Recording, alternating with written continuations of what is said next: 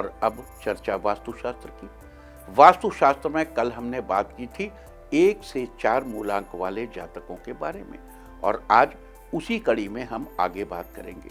5 मूलांक वाले जातकों का ग्रह बुध है और उत्तर दिशा इनके लिए बड़ी शुभ है।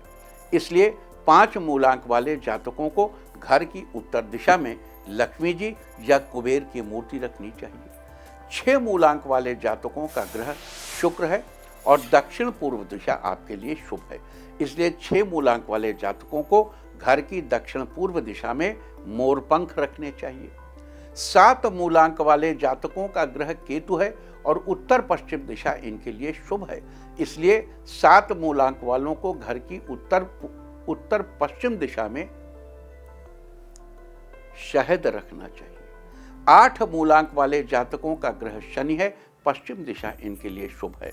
इसलिए 8 मूलांक वालों को घर की पश्चिम दिशा में काले रंग का क्रिस्टल रखना चाहिए।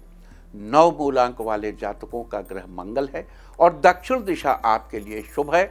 इसलिए 9 मूलांक वाले जातकों को घर की दक्षिण दिशा में तांबे का पिरामिड रखना चाहिए। वास्तुशास्त्र में ये थी चर्चा किस मूलांक वाले जातक को किस दिशा में क्या रखना चाहिए।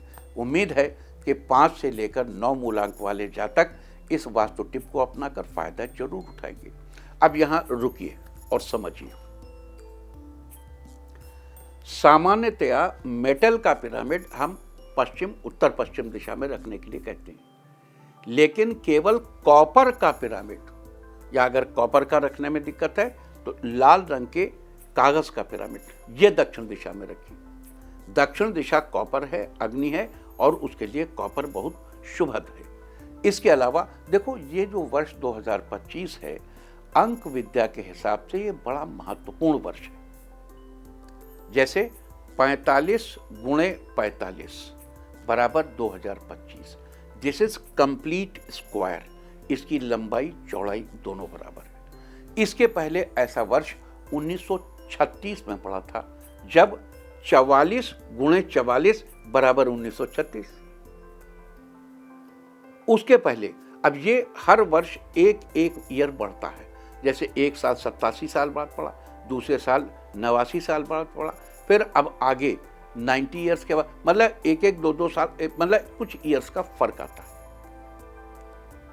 हम लोग किसी दिन इस पर विस्तृत चर्चा करेंगे। और 2025 में एक खूबी और है कि इसमें 1 का क्यूब कीजिए, 2 का क्यूब कीजिए, 3 का क्यूब कीजिए, 4 का क्यूब कीजिए, 5 का क्यूब कीजिए, 6 का क्यूब कीजिए, 7 का क्यूब कीजिए, 8 का क्यूब कीजिए, 9 का क्यूब कीजिए, सबको जोड़ लीजिए, 2025 आएगा।